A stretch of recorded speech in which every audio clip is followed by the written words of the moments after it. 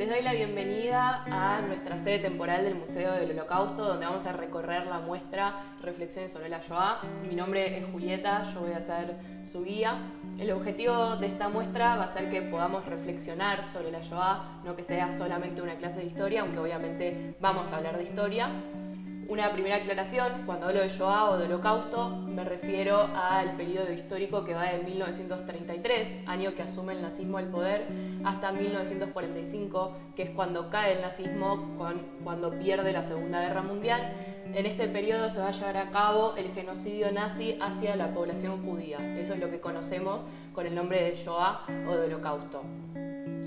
Para empezar, tenemos esta imagen que es la entrada de Auschwitz-Birkenau, campo de concentración y de exterminio, quizás uno de los más emblemáticos durante el nazismo.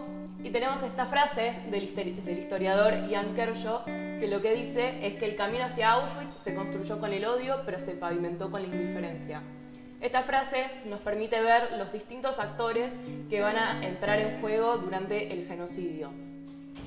Dice que el camino hacia Auschwitz en este caso simboliza a la Shoah, se construyó con el odio. Y hablamos del odio de los nazis hacia la población judía, pero también hacia muchos otros grupos. Destaco esto al principio porque en este museo vamos a hablar sobre el genocidio hacia la población judía, pero es importante destacar que fueron otros grupos también los perseguidos por el nazismo, como los gitanos, los testigos de Jehová, los opositores políticos, las personas con discapacidad, los homosexuales, entre otros grupos.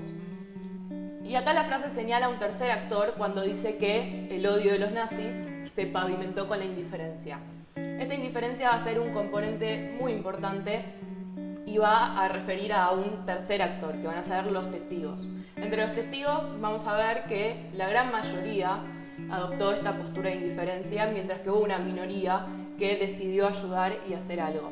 Pero a diferencia de lo que creen las personas que no hacen nada, cuando no se hace nada, cuando se actúa de forma indiferente, se está haciendo algo. La frase nos señala que quienes son indiferentes, tanto las personas como los estados que estaban al mismo tiempo del nazismo, son cómplices. Son cómplices porque permitieron que se pavimente el odio, que se consolide, que se vuelva sólido. Esto nos muestra la importancia de la indiferencia y también desde ya empezar a pensar en las distintas situaciones de injusticia o discriminación, cómo juegan todavía estos actores, tanto el perpetrador, que en este caso fueron los nazis, como las víctimas y también los testigos. Y está bueno pensar, cuando somos testigos, ¿qué hacemos? Si decidimos ser indiferentes o si decidimos mirar hacia otro lado. Cuando hablamos de genocidio, no hablamos solamente de matanza, como suele creerse, sino que el genocidio, por definición, son los actos perpetrados con la intención de destruir a un grupo étnico, racial, religioso o nacional. Y estos actos pueden ser el exterminio, pero también pueden ser, por ejemplo, someter a este grupo a vivir en condiciones inhumanas o también tomar medidas para prohibir nacimientos. Y esto lo destaco porque cuando hablamos de la Shoah vamos a ver que desde el año 33 empiezan las medidas contra los judíos y ese es el momento en el que empezamos a hablar de genocidio, cuando la matanza, efectivamente como plan sistemático, empieza recién en el año 1941. La visita que vamos a hacer es una visita cronológica que empieza un poco antes de lo que es la Shoah, con la vida judía antes del ascenso del nazismo al poder en Europa. Acá vamos a ver un poco, antes del ascenso del nazismo, cómo era la vida de la población judía en Europa. La población judía se encontraba en Europa hace ya muchísimos años, desde que el Imperio Romano expulsó a la población judía de lo que hoy es el territorio de Israel y se encontraban en los distintos países de Europa. Hacia finales del siglo XIX, en la gran mayoría de los países ya habían conseguido la plenitud de derechos y derechos iguales o casi similares a los del resto de la población. Mientras que hablo, en la pantalla podemos ir viendo fotos que corresponden a esta vida judía en Europa antes de la llegada del nazismo. Por regla general, en el lado occidental de Europa, es decir, en Francia, en Gran Bretaña, en los Países Bajos y en Alemania, la vida de la población judía estaba integrada con el resto de la sociedad, estaban más asimilados y habían adquirido las costumbres de la población local. Mientras que del lado oriental de Europa, en Polonia o en Rusia, en general la población judía se encontraba empobrecida y vivía en aldeas alejadas del resto de la población, conservando sus tradiciones. A medida que voy hablando, podemos ver en la pantalla las distintas formas de vida que tenía la población judía en Europa. Y a su vez vemos en la foto grande, en la gigantografía, una calle del barrio judío de París, donde vemos gente vestida como cualquier otras personas de esa época, conviviendo pacíficamente. Entonces podemos ver que dentro del barrio judío se podía transitar tranquilamente, se podría practicar la religión tranquilamente, y de hecho vemos arriba en la imagen una estrella de David marcando que se trata de un negocio donde se vende comida kosher. Esto nos muestra también esta coexistencia pacífica que había. Todas estas diferencias existentes dentro de la población judía, es decir, de clases sociales o de más o menos religiosos, no importan a la hora de que llega el nazismo, porque el nazismo va a definir al judaísmo en términos de raza, lo que implica que se transmite por sangre y no es una cuestión de creencia. Esta es una gran diferencia que va a presentar el nazismo respecto de persecuciones antisemitas anteriores, como lo fueron la Inquisición o los pogroms en la Rusia zarista, donde se perseguía a los judíos por pertenecer a la religión judía. En el caso del nazismo van a decir que pertenecen a la raza semita, y al pertenecer a una raza esta cuestión va a ser inmutable, no se va a poder resolver con la conversión de la población judía a otra religión. En esta vitrina tenemos algunos objetos de la vida cotidiana antes del comienzo de la guerra. Tenemos objetos como por ejemplo tazas o cubiertos, pero también algunos que llaman más la atención, como los billetes de 100 millones de marcos. Marcos era la moneda alemana en ese momento, que nos hablan de la hiperinflación alemana, una de las grandes causales de la crisis económica. También tenemos un prendedor de los Juegos Olímpicos del 36, que si nos acercamos tiene el símbolo nazi, porque fueron unos Juegos Olímpicos celebrados en Alemania cuando ya el nazismo estaba en el poder. De este lado tenemos una vitrina con objetos relativos a la vida judía. Tenemos unos candelabros de Shabbat, también una Hanukkah, una mezuzá que va en la puerta de los hogares y establecimientos judíos, y también unas aliot que fueron encontradas dentro de los escombros de la Kristallnacht. En esta vitrina tenemos objetos relativos al régimen nazi. En primer lugar tenemos la bandera nacionalsocialista con la esvástica, que es el símbolo nazi. También tenemos el libro que escribió Hitler, que se llama Mein Kampf o Mi lucha. Hitler escribió este libro mientras que estuvo preso luego de hacer un intento de golpe de Estado en el año 1923. Ahí estuvo preso un poco menos que un año y escribió este libro donde proyecta su ideología. Con esto lo que quiero decir es que tanto Hitler como el partido nazi no escondían sus ideas antisemitas o anticomunistas, sino que estaban explícitas, tanto en su libro como también después en sus discursos como líder político. Tenemos también un pasaporte marcado con la letra J que señala que es un pasaporte perteneciente a una persona judía, porque a la población judía a partir del nazismo les empezaron a marcar los documentos, los pasaportes con la letra J para diferenciarlos del resto de la población, porque justamente tenían un tratamiento diferenciado.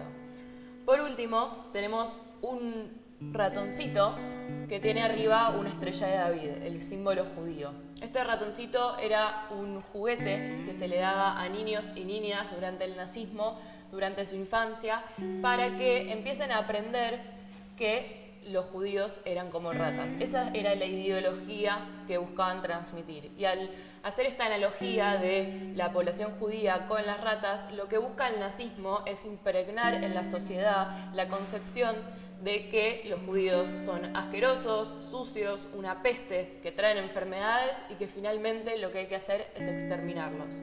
La rata nos muestra la deshumanización por un lado y la demonización por el otro de las víctimas. A su vez, la rata con la estrella de David era una imagen que aparecía frecuentemente en la propaganda del régimen nazi. Tanto la educación como la propaganda fueron dos grandes medios de difusión de la ideología. Ahora vamos a ver un video que explica el ascenso del nazismo al poder.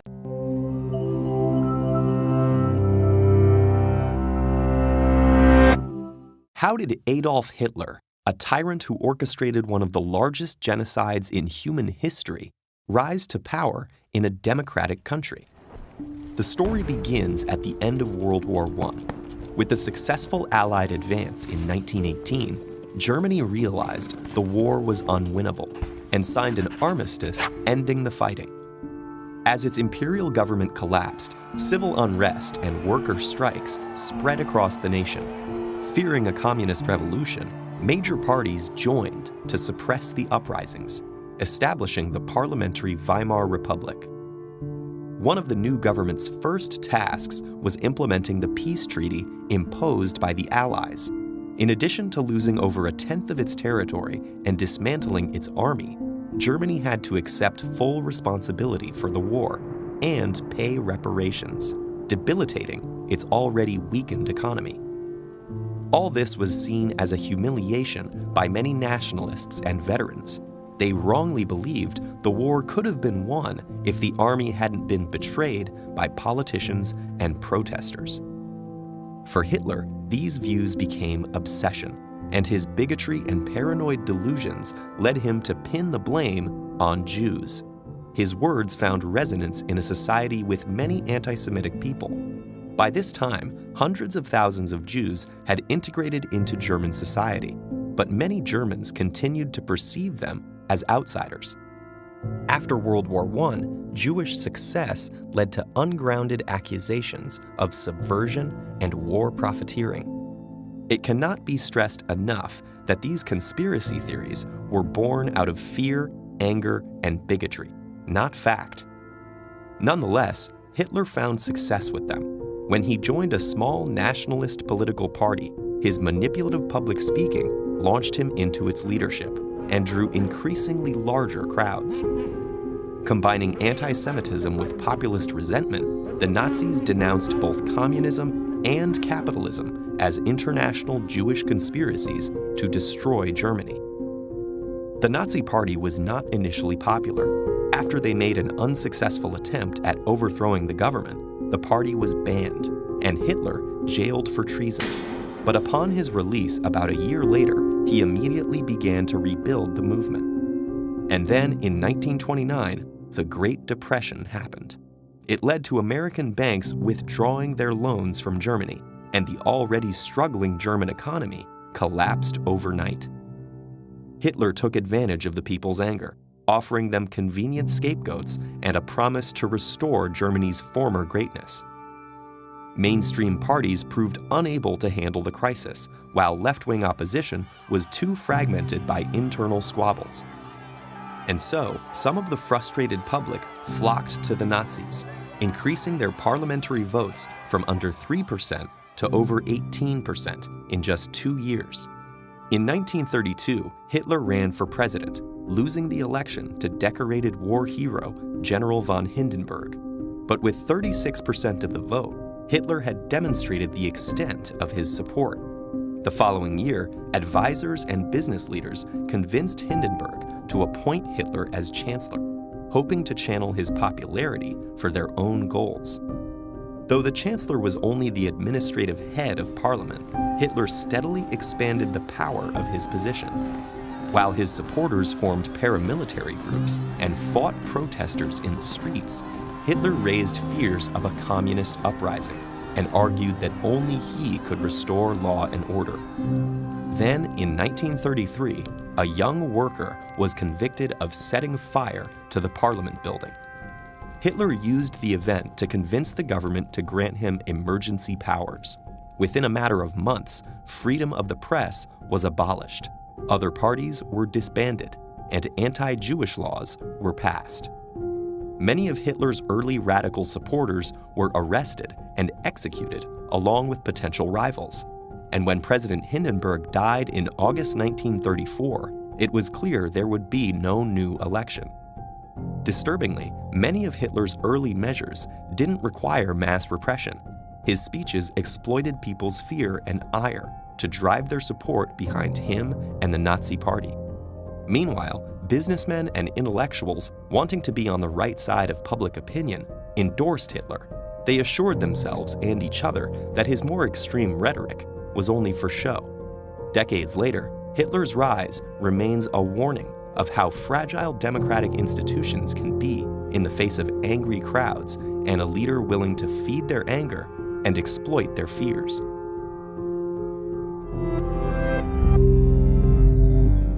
La política del nazismo respecto hacia la población judía la podemos dividir en 3 etapas. Una primera etapa que va desde el 33 hasta el 39, donde el objetivo va a ser que la población se vaya de Alemania. Una segunda etapa que empieza en el 39 con el comienzo de la Segunda Guerra Mundial, donde se instauran guetos, y una tercera etapa a partir del 41 que va a ser el exterminio. Esta primera etapa del 33 al 39 va a buscar que los judíos se vayan. Para eso, lo que va a hacer el nazismo es implementar una serie de medidas para excluir a la población judía de los distintos ámbitos de la vida social, cultural, económica, política. Esto va a estar reforzado por la propaganda y la educación. Esto se hace principalmente mediante una serie de leyes. Acá en el museo tenemos algunos ejemplos que ilustran cómo se va dando este proceso de segregación. La primera ley va a excluir a toda la población judía del servicio gubernamental.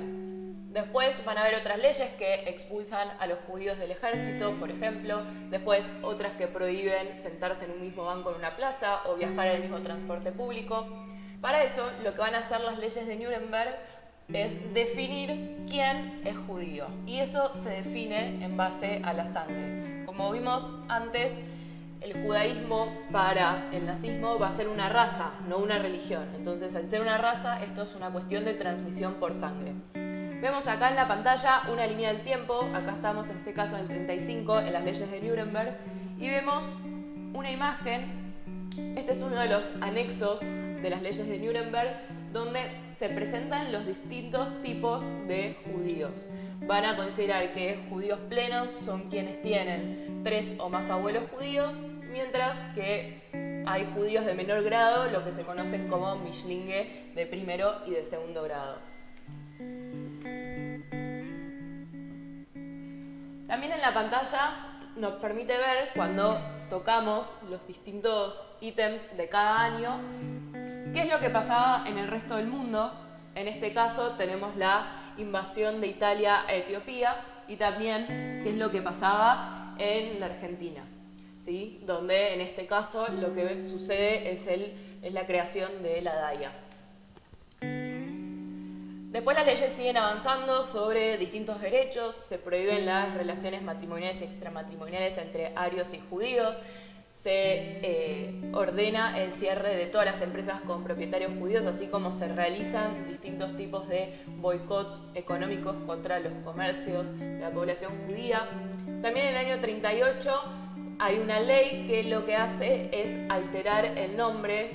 La ley dice que todas las mujeres judías tienen que llevar como nombre adicional Sara y todos los hombres Israel. De esta forma se produce una alteración a la identidad.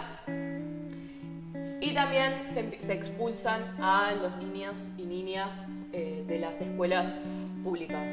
Finalmente tenemos a modo de ejemplo una última ley, que es la prohibición de tener amigos judíos en el año 41, que llama la atención porque si pensamos, si el Estado tiene control para cerciorarse del cumplimiento de esa ley, probablemente pensemos que no, porque el Estado probablemente no pueda saber de quién es amigo o amiga cada persona. Esto lo que permite es que la misma población alemana sea quien segrega a la población judía por miedo a cualquier castigo por el incumplimiento de esta ley que prohíbe tener amigos judíos. Como dije, todas estas leyes, todas estas medidas tenían por finalidad que los judíos se vayan de Alemania.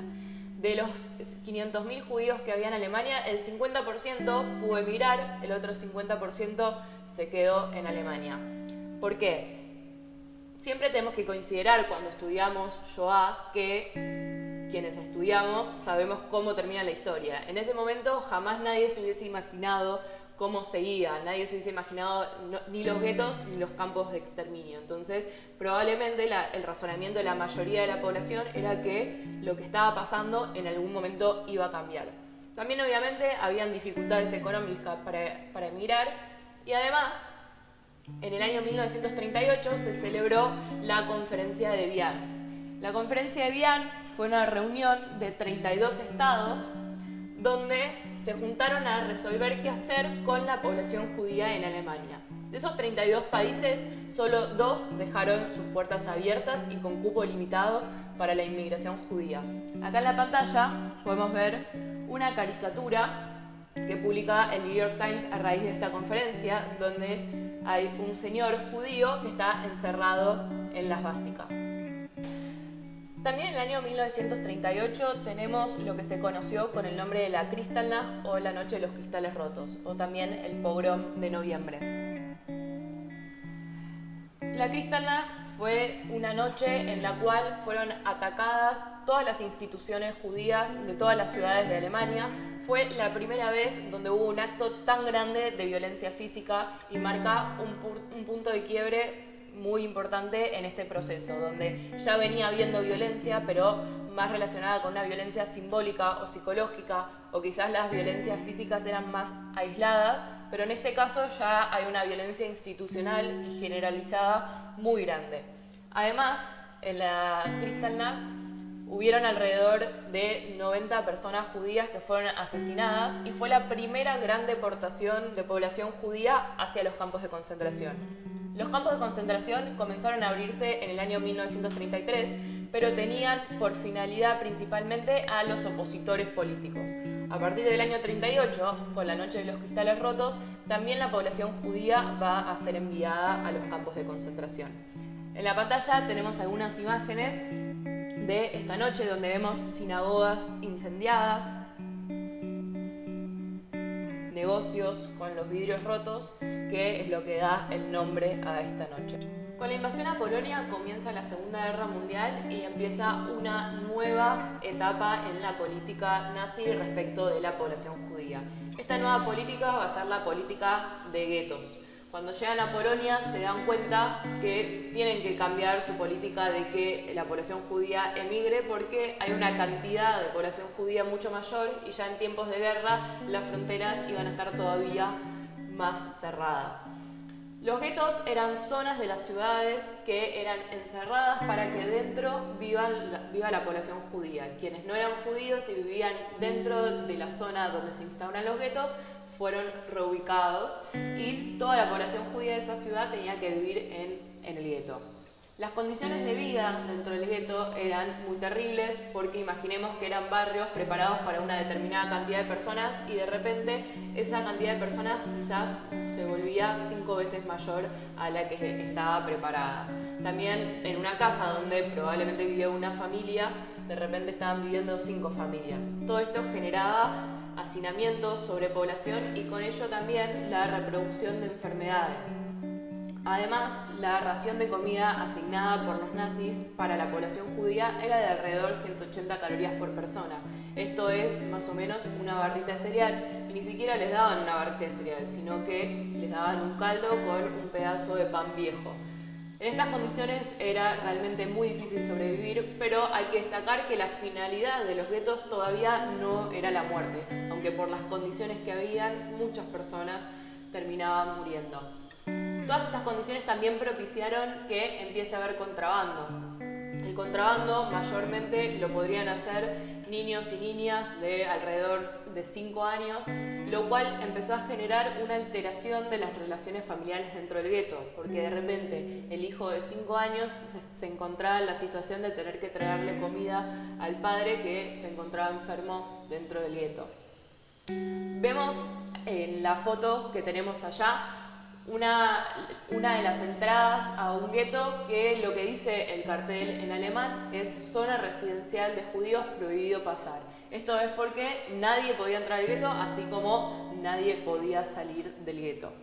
También tenemos en la pared una frase de un niño de 15 años que lo que dice es: me siento como si estuviera en una caja, no hay aire para respirar, donde quiera que vas encuentras un portal que te encierra. Tenemos acá un mapa con algunos de los guetos que se fueron estableciendo. El color de cada uno de los puntos que están en el mapa refiere al año de creación y el tamaño de cada uno de los puntos refiere a la cantidad de población. Vemos que el gueto de Varsovia fue el más grande, donde llegó a haber casi 500.000 de personas. En la pantalla vamos a ver algunas imágenes de la vida de la población judía dentro del gueto. Tenemos acá una primera imagen donde muestra cómo hacían la fila para conseguir comida.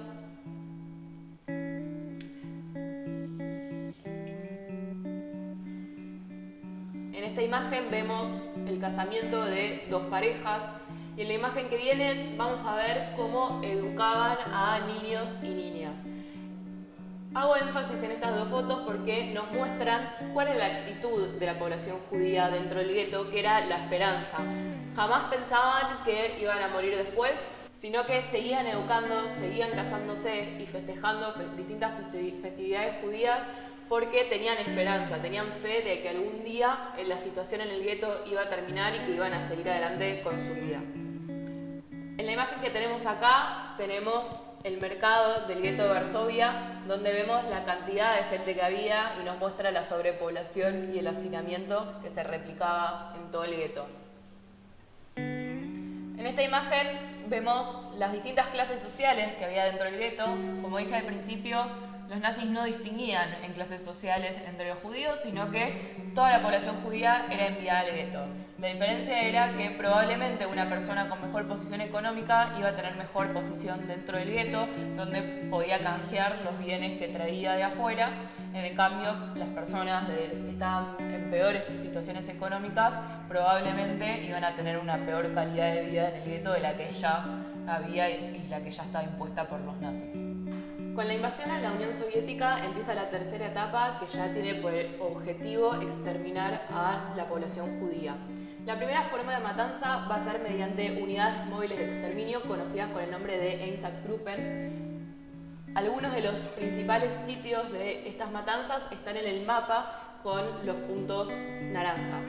Vemos, por ejemplo, el caso de Babi Yar, uno de los casos más emblemáticos porque en tan solo 2 días fueron exterminadas alrededor de 33.700 personas. La forma de matanza de los Einsatzgruppen era juntando a las víctimas, haciendo que estas víctimas caben fosas comunes que separen una persona al lado de la otra y les disparaban. De esta forma iban cayendo. Esta forma de matanza trajo aparejadas algunos problemas. En primer lugar, que era económicamente muy costoso porque había que utilizar una bala por cada persona en un contexto de guerra mundial donde los recursos económicos tenían que ser destinados a la lucha contra los otros estados.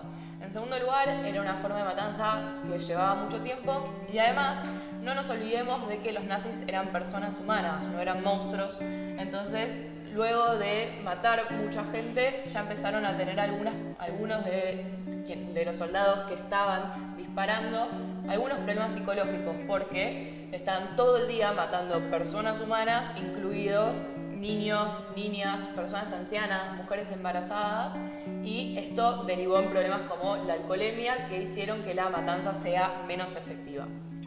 Ahí es cuando empiezan a pensar una nueva solución y una nueva forma de exterminio y van a ser las cámaras de gas en los campos de exterminio. La solución final se toma a principios del año 1942 en la conferencia de Wannsee, donde se decide el exterminio de toda la población judía de Europa. Al realizar números de cuántas personas eran, calculan más de 11 millones de personas judías, incluidas las personas que vivían en países que todavía no habían sido conquistados por Alemania. Los campos de exterminio eran fábricas de muerte donde la idea que subyacía a las cámaras de gas era la misma idea que cualquier fábrica con una lógica capitalista, que eran más personas en menos tiempo y más barato. Así vemos que se empiezan a abrir campos de exterminio y también campos de exterminio y concentración.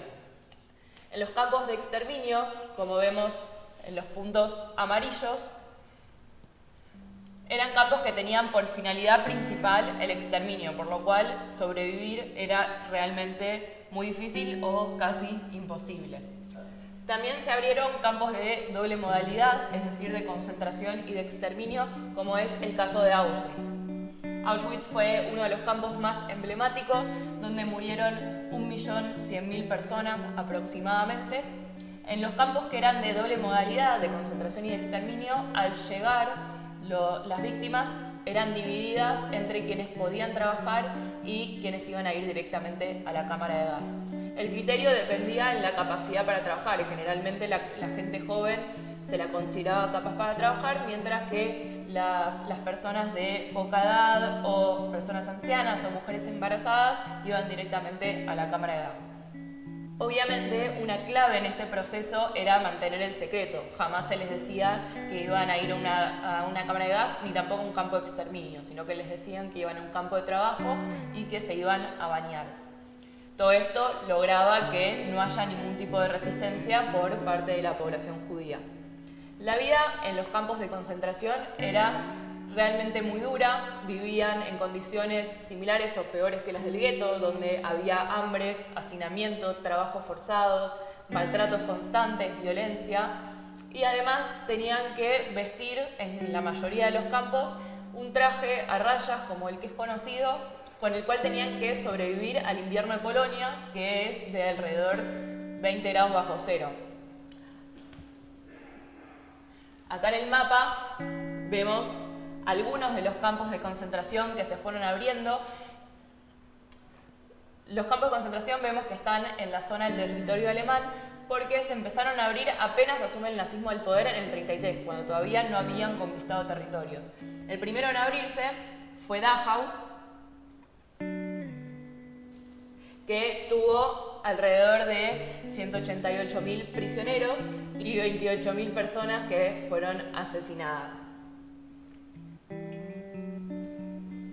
Tenemos acá en la pantalla también las estadísticas que nos muestran la cantidad de población judía exterminada en cada uno de los países que fueron conquistados por Alemania.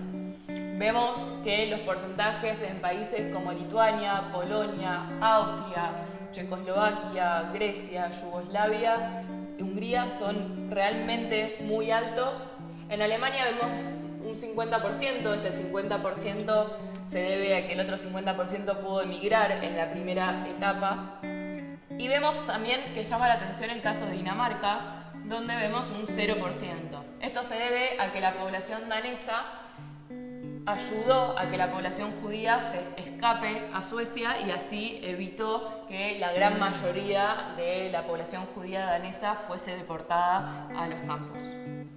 Cuando hablamos de la cantidad de víctimas de la Shoah, hablamos de 6 millones de personas judías que fueron asesinadas.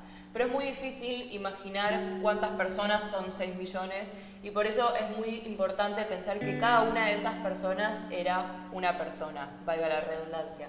Una persona como cualquiera que tenía sueños, tenía proyectos, tenía un nombre, un apellido y todo eso se le fue arrebatado por la sola condición de pertenecer a la comunidad judía. Fueron víctimas realmente muy injustas y para eso lo que queremos hacer desde el museo es devolverle la humanidad a esas víctimas. En la pantalla tenemos sobrevivientes que vinieron a la Argentina después de la guerra. En el caso de quienes están acá en la pantalla, todos y todas tuvieron experiencias en campos de exterminio, generalmente en Auschwitz. En esta parte vamos a hablar un poco de la resistencia judía. Como fuimos viendo en las distintas etapas, para la población judía estaba todo prohibido. Sin embargo, tanto en la primera etapa en Alemania como en los guetos y en los campos hubieron resistencias, es decir, hubieron quienes hicieron frente a todas las prohibiciones. La resistencia la podemos dividir en dos grandes formas. Por un lado, la resistencia sin armas y por otro lado, la resistencia armada. La resistencia sin armas, también conocida como resistencia cultural y espiritual, fue la resistencia de la mayoría de la población judía. Esto era, por ejemplo, festejar festividades judías, como vemos en esta imagen, donde están festejando Hanukkah en un campo de tránsito en Holanda. También, como vemos en este caso, un ejemplo de resistencia sin armas, que es la de Onek Shabbat, un grupo de historiadores dentro del gueto de Varsovia que se encargaba de documentar lo que estaba pasando y esconderlo en los baúles. Acá vemos Onek Shabbat. Otra forma de resistencia, por ejemplo, era la educación. Acá vemos una biblioteca en el gueto de Vilna, donde había mucha actividad cultural. Entonces vemos que cualquier tipo de actividad cultural o religiosa, educativa, artística, eran formas de resistencia sin armas. La resistencia armada empieza sobre todo con la solución final, donde muchas personas se empiezan a dar cuenta de que quienes se iban no volvían y que su destino iba a ser la muerte. Así se empezaron a dar algunos levantamientos en campos de exterminio, en guetos y en distintas situaciones, como vemos por ejemplo el levantamiento del gueto de Varsovia. En el gueto de Varsovia, imaginémonos que las víctimas tenían muy pocas armas, que eran las que podían haber contrabandeado, no tenían preparación militar y estaban muy débiles físicamente por las condiciones internas del gueto. Sin embargo, decidieron levantarse contra los nazis en un levantamiento que duró 27 días, lo cual es un montón de tiempo considerando que los nazis invadían ciudades y países en cuestión de pocas semanas. El levantamiento del gueto de Varsovia fue el final del gueto y quienes no murieron durante el levantamiento fueron deportados hacia los campos. También había resistencia armada en los bosques, como vemos en esta imagen, donde se conoce con el nombre de partisanos, que son personas que resistían en los bosques, como es el ejemplo de la brigada de los hermanos Bielski o de esta señorita. Vemos que quienes resistían no eran solamente hombres, sino que también las mujeres y también niños y niñas estaban involucrados y involucradas en la resistencia. La idea de la resistencia armada está condensada en esa frase de Ava Gardner que lo que dice es: hermanos, es mejor vivir como combatientes libres que vivir a merced de los enemigos. Resistir hasta el último aliento.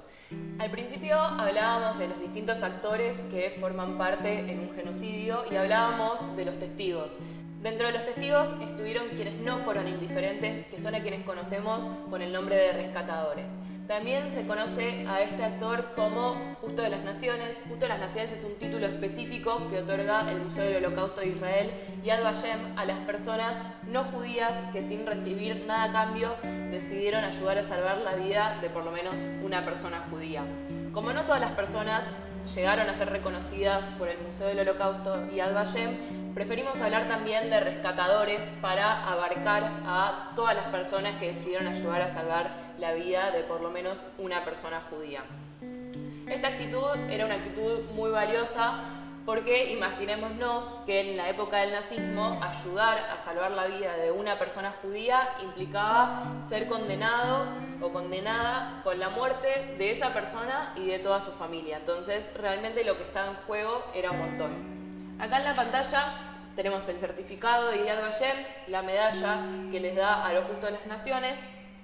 Y si pulsamos en la pantalla vemos distintos casos de Justos de las Naciones. Tenemos el caso de Irena Sendler, por ejemplo, que era enfermera. Ella entró en el gueto de Varsovia con un permiso donde sacó a niños y niñas en ataúdes y les conseguía familia afuera. Ella lo que hacía era dejar registro también de quién era cada una de las personas que salvaba y quién era su familia para poder preservar también su identidad una vez terminada la guerra. Tenemos el caso de Dinamarca, que lo hablamos antes, donde la población danesa ayudó a que la población judía que vivía en Dinamarca se escape a Suecia. Tenemos el caso de Schindler, bien conocido por la película La lista de Schindler, y así muchísimos más casos de distintos países y de distintas partes del mundo, como por ejemplo Japón, o también como por ejemplo de El Salvador. En 1945 termina la guerra y cuando termina la guerra empieza la persecución a los criminales nazis. Los primeros juicios fueron los juicios de Nuremberg, donde hubieron 22 acusados y 12 condenados a muerte por crímenes contra la humanidad, crímenes contra la paz y crímenes de guerra.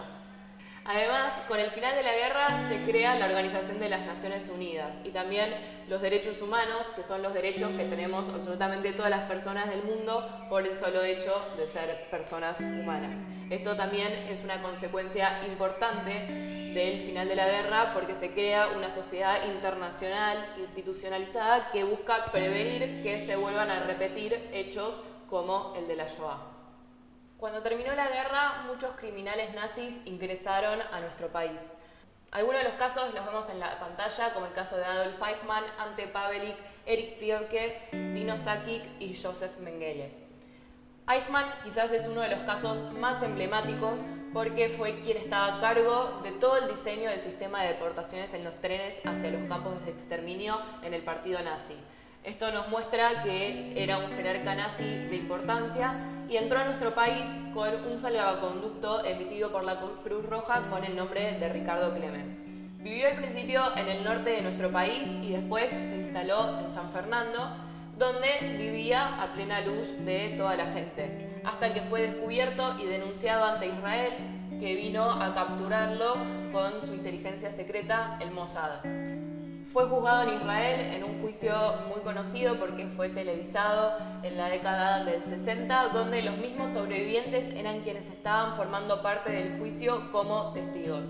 Finalmente, Eichmann es condenado a muerte y sus cenizas fueron esparcidas por el mar. Otro caso muy emblemático es el de Joseph Mengele, que era el médico de Auschwitz, conocido por hacer experimentos, sobre todo con gemelos, con mujeres embarazadas, con bebés recién nacidos. En su caso vino a la Argentina, vivió en Bariloche, después escapó a Brasil, donde finalmente murió sin nunca ser encontrado y sin ninguna condena.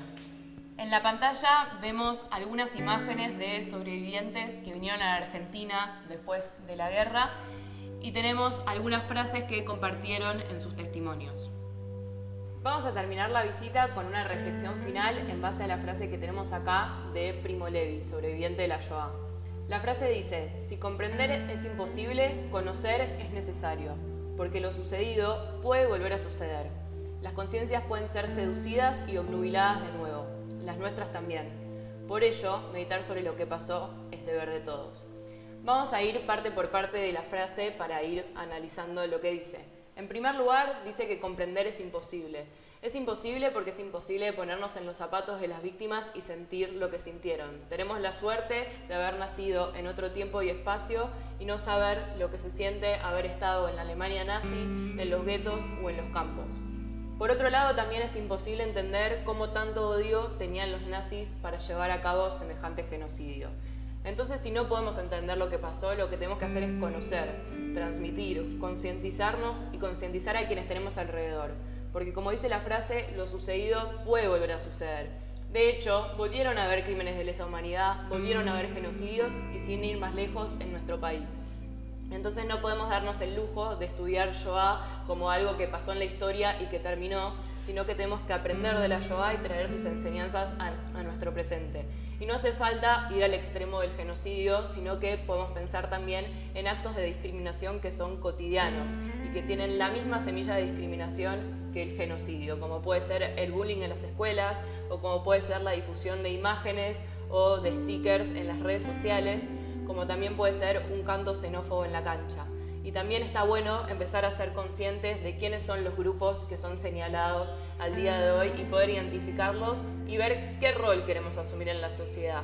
¿Queremos ser los perpetradores de esa discriminación? O si somos testigos, que es la gran mayoría de los casos, ¿qué actitud adoptamos? ¿Somos indiferentes y dejamos que esto continúe? Ya vemos que la indiferencia tiene consecuencias y es complicidad de quien perpetúa el acto de discriminación.